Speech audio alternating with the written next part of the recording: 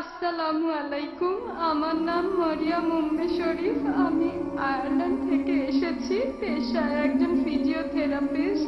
আলহামদুলিল্লাহ, আমি ইসলাম ধর্ম গ্রহণ করার একটা সুযোগ পেয়েছি। আমার প্রশ্নটা হলো, আমার বাবা কখনো এই সুযোগটা পাননি, আর শিরক হলো সবচেয়ে বড় গুনাহ।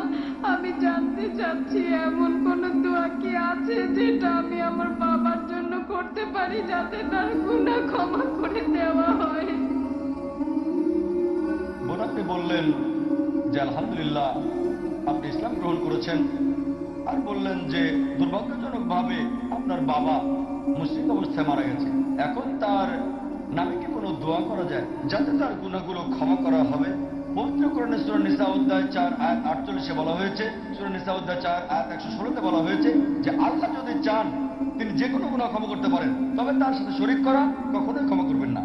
কারণ ইসলাম ধর্মে শিরক করা সবচেয়ে জঘন্যতম পাপ। তবে কেউ যদি শিরক করে আর মৃত্যুর আগে যদি অনুতপ্ত হয়, আল্লাহ ক্ষমা করতে পারেন। কিন্তু মুশরিক অবস্থায় মারা গেলে তার দোজখের অধিবাসী হওয়া ছাড়া কোনো উপায় নেই। এ ব্যাপারে পবিত্র কোরআনে বলা হয়েছে যে ইব্রাহিম আলাইহিস সালাম, নবী ইব্রাহিম তার বাবার জন্য দোয়া করেছিলেন যে ছিল মুশরিক। তখন আয়াত নাযিল হলো, যদি সেই লোকটা জীবিত থাকে আপনি দোয়া করতে পারবেন আল্লাহ যেন তাকে হেদায়েত করেন।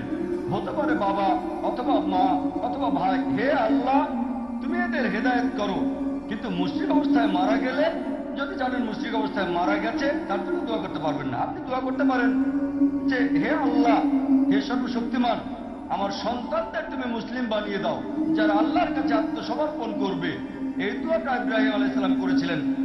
তার বাবাও ছিল একজন মুশরিক।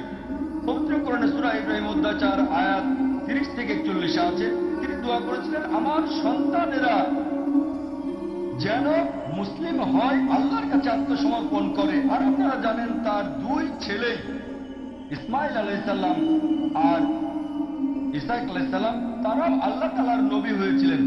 তাই বলে আপনাকে বলবো, আপনি আল্লাহ সুবহানাহু ওয়া তাআলার কাছে দোয়া করেন যেন আপনার সন্তানেরা আল্লাহর কাছে আত্মসমর্পণ করে সরল পথে থাকে। আশা করি উত্তরটা পেয়েছেন। জাযাকাল্লাহ।